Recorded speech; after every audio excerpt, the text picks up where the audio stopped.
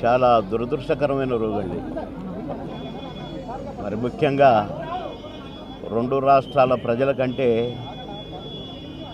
నాకే ఎక్కువ ఆత్మీయుడు కోటన్న. నేను సినిమాల్లోనే కాదు, బయట కూడా ఒంటరిగా కలిసినప్పుడు కూడా, ఫోన్లో మాట్లాడుకున్నప్పుడు కూడా ఆ సెటైర్లు యాజ్ ఇట్ ఈజ్గా సినిమాల్లో ఎలాగైతే పాము ముంగిసలాగా అలాగే ఉండేది. మొన్ననే ఫోన్ చేశాను మొన్న సాయంత్రం ఒక షూటింగ్ సందర్భంగా ఫోన్ చేస్తే ఎక్కడున్నావురా అన్నాడు.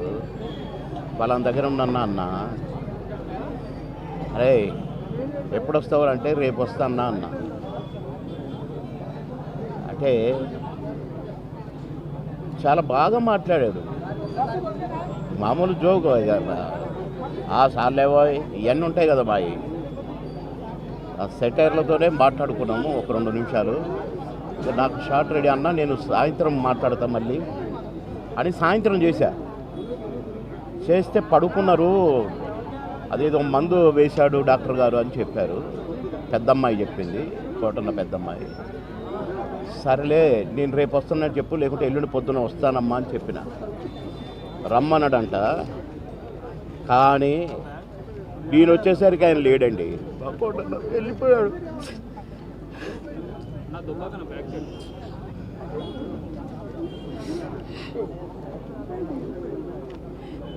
ఇంటికి వస్తే ఎంతో సంతోషంగా రారా బోర్ కొడుతుందిరా అనేవాడు. ఇప్పుడేమో హాయిగా పడుకున్నాడు.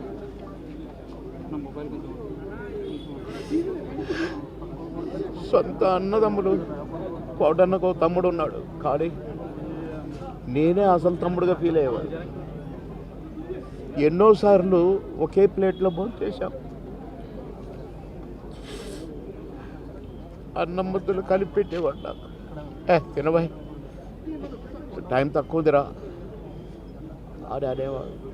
మేము ఎక్కడ ఏ ఊరిలో ఉన్నా, ఏ లాడ్జిలో ఉన్నా పక్క రూములే. మళ్ళీ ప్రొడ్యూసర్లు మొత్తుకునేవాళ్ళు, మీరిద్దరు ఒకటే రూమ్లో ఉంటారు కదా, అయితే ఆయన నీ రూమ్లో ఉంటాడో లేక నువ్వు ఆయన రూమ్లో ఉంటావు, మాకెందుకండి నష్టం చేస్తారు, ఒక రూమ్ డబ్బులు వేస్ట్ అని అనేవాళ్ళు.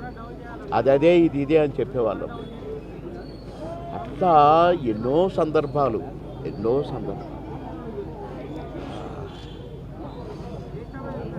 మాటలకు అందనే సందర్భం ఆ ఇద్దరం. కనుక కోటన్న ఆత్మకు శాంతి చేకూరాలి, ఆ కోటన్న కుటుంబానికి ఆత్మశాంతి కలగాలి. ఆ కోటన్న లేని రోజు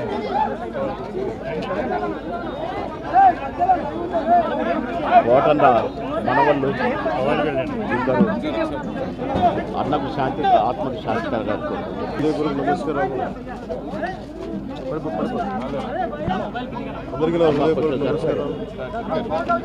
తమ్ముడు ఇది పడిపోతుంది. మరణం చాలా బాధ కలిగించింది. ఇప్పుడు బాబు మోహన్ గారు కానీ కోట గారు ఇద్దరు ఇప్పుడు యాదృచ్ఛికంగా వారు కూడా ఇక్కడ ఉండటం జరిగింది. అందరికీ కూడా ఒక కుటుంబ సభ్యుడు, నాకు ఇష్టమైన వ్యక్తి, ఏదైనా అభిప్రాయం చెప్పాలంటే నిర్మమాటంగా చెప్పగలిగే వ్యక్తి. ఆయన్ని చిత్ర పరిశ్రమ కోల్పోవడం చాలా లోటు, చాలా వెలితి ఉంది ఇది.